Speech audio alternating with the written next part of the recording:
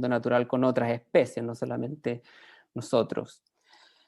Bueno, me gustaría hacer una cosa un poquitito histórica para situar lo que comentó Paola, y ya que estamos en una onda bastante espontánea, hablando también de la pandemia, lo que está pasando hoy, vi, de hecho me recomendaron esta serie Sophie, no sé si la conocen en Netflix.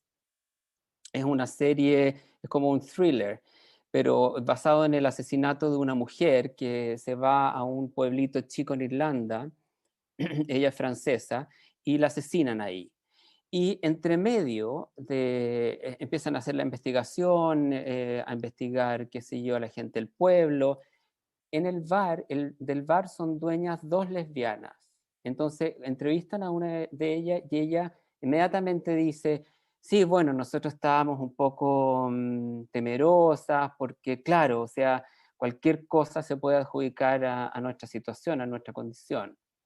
Entonces, ver esa serie, Sophie, se las recomiendo, está en Netflix, también hace pensar en nuevos formatos de la bruja en nuestro propio momento histórico, porque por supuesto que la bruja no es, su característica, sus decorados va cambiando, pero es una figura que es permanente, es omnipresente. Entonces, el título del volumen se llama Swimming the Witch, tiene que ver con un ritual que se hacía en la Edad Media en adelante para comprobar si es que una mujer era bruja o no. Y ahí tenemos una imagen, por ejemplo, de una representación de cómo están poniendo a prueba a esta mujer, porque la idea es que como el agua simboliza la purificación, el agua es pureza, un cuerpo contaminado, vale decir un cuerpo demoníaco como es el de una bruja, va a ser rechazado por el agua. Entonces, el cuerpo no se hunde en el agua, ya que es impuro, sale a flote. Por supuesto que cualquier persona que se ahoga flota. Entonces era una mera treta para, ah, bastante cruel, una prueba un poco ridícula. Además en otra imagen también podemos ver que ella tiene unas cuerdas. El ritual implica que no solamente tratar de hundirla, sino que está sustentado por cuerdas y rodeada de otros hombres que con unos palos, como se muestra ahí, con unas eh, grandes spears, ¿cómo se llaman? Bueno, unas varas, hunden a la mujer hasta que se ahoga, básicamente. Entonces, ese es un poco el origen del título, Swimming the Witch, dando cuenta de este ritual que se hacía en esa época. Eh, Ahora, en la literatura tenemos este estigma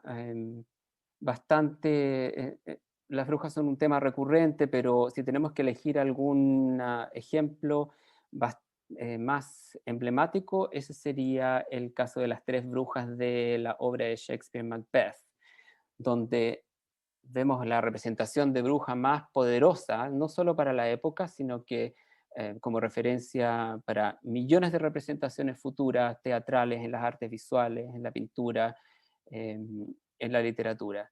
Entonces ahí tenemos una imagen a la izquierda de las tres brujas de Macbeth en la obra de Shakespeare, y al lado derecho tenemos un grabado de madera donde empezamos a ver las primeras representaciones visuales de cómo se estigmatiza una bruja. Entonces ahí tenemos a la bruja volando en una escoba, que es la típica imagen, y el demonio la acompaña. Entonces, una cosa que realmente es importante de destacar cuando hablamos de Macbeth y de Shakespeare es que él, y esto lo sabrán la gente de teatro, que hay gente de teatro acá presente, aficionados al teatro, críticos de teatro, actores, dramaturgas, etcétera. Así que probablemente sabrán este contexto histórico, pero igual es bueno recordar que Shakespeare circuló en dos reinados, la reina Isabel I, estamos hablando del Renacimiento en Inglaterra, y el rey James I. ¿Ya? Entonces él estuvo en esos dos reinados que eran muy distintos en términos de postura religiosa. Y sabemos que cuando la reina Isabel ya no está, está reinando el rey King James. Y este King James escribió un tratado que se llamaba Demonología. Tenemos una imagen ahí. Esa. Entonces, ese es un tratado que hizo él, donde sienta las bases de qué es una bruja, qué significa ser una bruja, cómo perseguirla y cómo controlarla, ¿no? Cómo finalmente aniquilarla. Este rey estaba en ese momento reinando en Inglaterra, en el momento en que Shakespeare estaba empezando a escribir las obras de ese periodo. Y una de las obras que escribió fue obviamente Macbeth.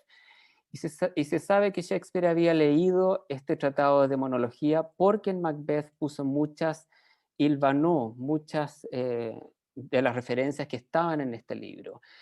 Para la obra, para la presentación inaugural de esta obra, estaba todo el mundo judicial del momento en Inglaterra. Y entonces era un evento social, era un evento político. Se sabe también que la obra Macbeth es una de las más cortas, es la más corta de Shakespeare, porque este rey no tenía mucha paciencia para sentarse a una obra larga. Entonces el mensaje tenía que ser acotado a un periodo más breve, a un tiempo más breve. Entonces, siempre me ha fascinado ver cómo la agenda política del momento va editando y modelando un determinado tipo de personaje, en este caso un chivo expiatorio. Sabemos que las brujas en Macbeth hacen rituales y tienen una discursividad bastante ambigua. Entonces, sus enunciados son muy enigmáticos. No se sabe con mucha certeza si lo que dicen es verdad o no. Entonces, bueno, finalmente sabemos que sus profecías, que tienen que ver con cómo van a aniquilar al rey electo para poder agarrar el poder, Macbeth y su esposa, Lady Macbeth, sus mensajes finalmente sí que se pueden interpretar como que ellas lo habían profetizado. Pero más allá de la obra en sí misma, lo más importante es el modelo de bruja que se proyectó ahí y la tipificación con la que se decoró a la bruja. Entonces sabemos que el estigma se perpetúa, pero a la vez se va redecorando, se va remodelando. Ahí tenemos otra representación de la bruja, que generalmente tendía a ser una mujer independiente, sola, autosuficiente, con conocimientos de eh, las hierbas y conocimiento de pociones, ese tipo de cosas. También un aspecto más oscuro es que las brujas tenían la posibilidad de controlar su propio cuerpo. Se dice que ellas ya hacían abortos, por ejemplo. Entonces podían controlar bueno, tiene que ver un poco con la medicina en la antigüedad, estaba muy depositada en el cuerpo femenino, ¿no? Que tenía mucha más noción de contacto con la tierra, con las hierbas y control sobre su cuerpo. Y por supuesto que esto era una amenaza para el orden patriarcal, como comentó Pau al principio. Ahí tenemos otra imagen de el ritual Swimming the Witch, donde vemos a los hombres a los lados con estas cuerdas hundiendo a la mujer para comprobar si acaso es bruja o no.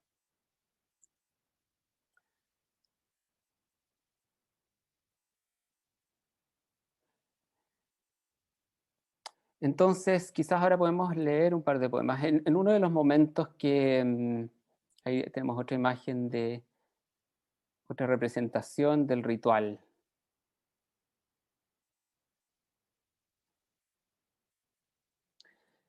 En uno de los momentos en Macbeth, una de las brujas le pregunta a otro, ¿qué has estado haciendo? Y la bruja le dice, he estado matando cerdos. Está el mito de que las brujas tienen la posibilidad de transformar a los hombres en cerdos.